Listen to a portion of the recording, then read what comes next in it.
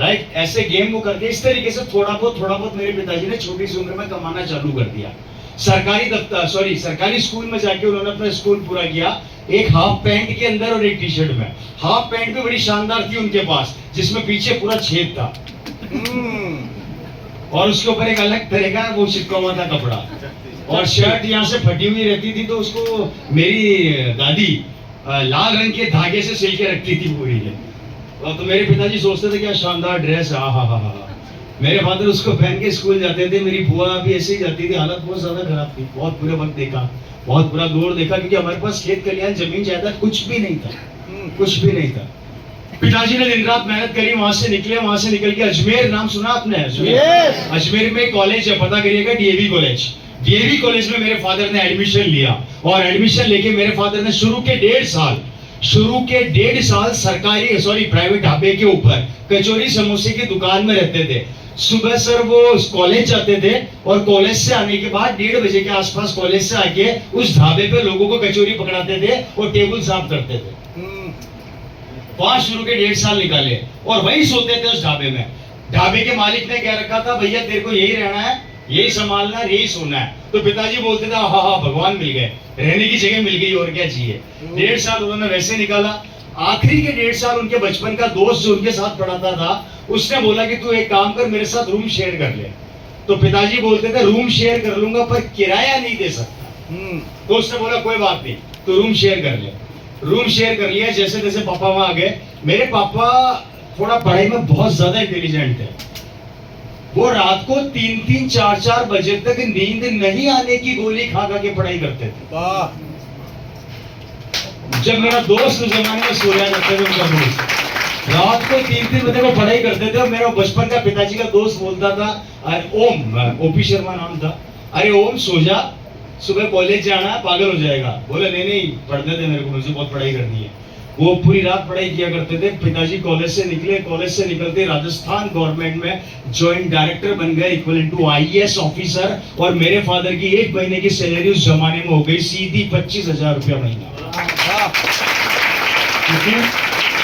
25,000 रुपया महीना सैलरी हो गई। सरकारी गाड़ी एम्बेसडर, गाड़ी के ऊपर लाल बत्ती, सरकारी बंगले में चपड़ासी के साथ, गाड़ी के साथ ड्राइवर, कोऑपरेटिव डिपार्टमेंट्स के हेड। किसी भी मील को बंद कर सकते थे और किसी भी मील को चालू कर सकते थे। एक झटके के अंदर एक मजदूर का बेटा ऐसी पोस्ट पे चला गया जिसकी कल्पना लोग कब सपनों में भी नहीं करते। उस जमाने का 25,000 रुपया आज के कम से कम 3 लाख 3.5 लाख के बराबर है बॉस। Right sir. पिताजी को नौकरी मिल गई, फादर की लाइफ स्टाइल टोटल बदल गई, एकदम से जिंदगी 180 डिग्री कौन से बदल गई। दादाजी हमारे चौड़ा नहीं हुआ, सीना चौड़ा हो गया कि मेरा बेटा आज ऑफिसर बन गया। वो अलग ही चला करते थे, वो जिस फाइल पे साइन कर देते थे वो फाइल ओके, उनकी परमिशन के बिना कोई उनसे मिल नहीं सकता था। वो रिपोर्ट करते थे सीधे सीएम हाउस, राजस्थान में सीएम हाउस में रिपोर्ट करते थे मेरे फादर। और लाल बत्ती की पावर तो आप जानते ही हो क्या होती है, किसी की औकात नहीं थी हाथ देने की। वो अक्सर घर पे आया करते थे और नौकरी करके, और मेरी मदर उनसे, मतलब वो हमेशा शांत रहते थे, तो मेरी मदर पूछती थी आप इतने शांत क्यों रहते हो। तो मेरे फादर बोला करते थे नौकरी में मजा नहीं आ रहा, कुछ और करना है, इससे भी बड़ा करना है। तो मेरे पापा ये बोलते, मेरी मदर बोलती थी पागल वागल हो गए हो क्या, अब क्या मिनिस्टर बनने का मूड है क्या। जब आपको इतनी शानदार नौकरी मिल गई तो अब इससे बड़ा क्या होता है। हेलो, है या नहीं, हो या नहीं। तो मेरे फादर बोलते मजा नहीं आया। मेरे फादर की एक लाइन जो हमने सुन ली थी बचपन में, वो आप लोग हमेशा अपने जहन में रखो।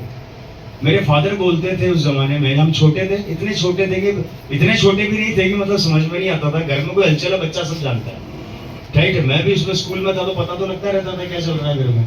तो मेरे फादर अक्सर बोलते थे कि अगर ओपी शर्मा अपनी लाइफ के अंदर कचौरी बेच के 25,000 तक पहुंच सकता है, तो ये ओपी शर्मा 25 लाख भी कमा सकता है। कितनी बड़ी बात है। अच्छा, आप मेरा एक सवाल आप लोगों से, आप में से कोई महीने का 20,000 कमा रहा, कभी 2 लाख की प्लानिंग करी? आप कोई 50,000 कमा रहा, 5 लाख की प्लानिंग करी? आप में से यहाँ बैठे कई लोग महीने का 1 लाख रुपया कमा रहे, 10 लाख की प्लानिंग करी? क्यों? क्या आपकी काबिलियत पे भरोसा नहीं है? या हार गए या डर गए कि बस लाख रुपया मिल गया निकल जाएगी अपनी तो जैसे तैसे?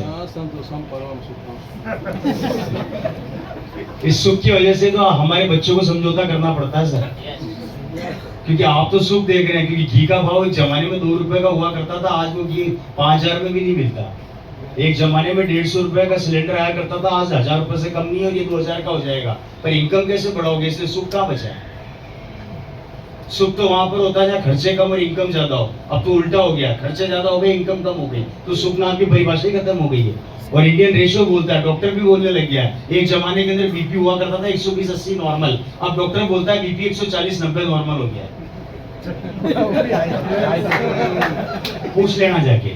तो सुख का बचा। एक जमाने के अंदर बोला करते थे कि शुगर लेवल होता है जो फास्टिंग के अंदर होना चाहिए 90, अब शुगर पहुंच गया लोगों का 110 120, डॉक्टर बोलता है नॉर्मल है। उसको भी पता सारी टेंशन बहुत है, वो खुद भी टेंशन में बैठा है, आएगा नहीं आएगा। तो सुख का है, शांति का है। किसी के दिमाग में शांति नहीं, गारंटी निकालो यहाँ से 90% लोगों का दिमाग इस समय बाहर चल रहा होगा। ये कब मीटिंग खत्म करे, कब जाके मैं अपना काम करूं। राइट सर, ये हकीकत है। नहीं है वो सर सुकून। और सबसे ज्यादा बर्बाद किया मैं मोबाइलों ने। सारी खबर वहां से फेल चला चालू होती नहीं है, यहाँ 10 मिनट के अंदर अंदर में पहुंच जाती है। भीलवाड़ा में प्रोडक्ट लॉन्च होता है, पता लगा केरल में पहुंच गया 2 मिनट।